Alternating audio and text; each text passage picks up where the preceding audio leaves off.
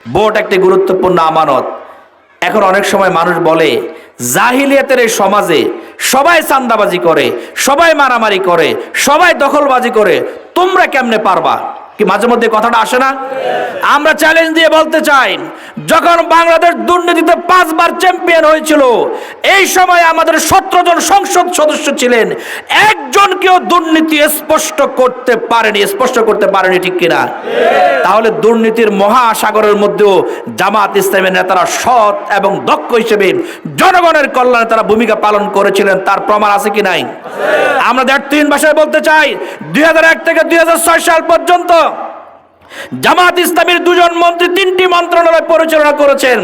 দেশি সংস্থা, বিদেশি সংস্থা, দুর্নীতি দমন কমিশন, পত্র পত্রিকা, মিডিয়া তন্ন করে খোঁজার পরেও কোন মন্ত্রণালয়ে 1 টাকার দুর্নীতি কেউ খুঁজে বের করতে পারেনি, ঠিক কিনা? আমরা জাতিকে বলতে চাই, আজকে জাতি আমাদের দিকে তাকিয়ে আছে। তারা ধানের শীষ দেখেছে, নৌকা দেখেছে, লাঙ্গল দেখেছে, তারা দাঁড়িপাল্লা দেখতে চায় এই কারণে যে জামাতের নেতারা দুর্নীতি করে না, গরিবের হক মেরে খায় না, রাষ্ট্র যা বরাদ্দ করে জামাতের এমপি মন্ত্রী চেয়ারম্যানরা গরিবের হক তার কাছে সঠিকভাবে পৌঁছিয়ে দেয়।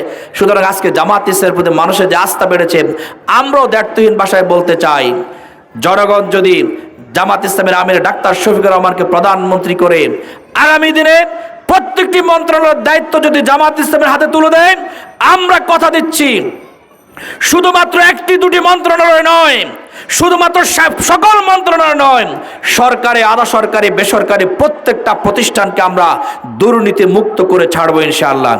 জামাত ইসলামীর আমির ডাক্তার শফিকুর রহমান বলেছেন, আমরা ফ্যাসিবাদের বিরুদ্ধে লড়াই করেছি, সামনে আমাদেরকে আরেকটি লড়াই করতে হবে। সেই লড়াইয়ের নাম হচ্ছে দুর্নীতির বিরুদ্ধে লড়াই। ফ্যাসিবাদের বিরুদ্ধে জীবন বাজি রেখে লড়াই করে যেভাবে আমরা বিজয় অর্জন করেছি, আগামী দিনেও ইনশাআল্লাহ দুর্নীতির বিরুদ্ধে লড়াই করে এই বাংলাদেশে আমরা বিজয়ী হবই ইনশাআল্লাহ।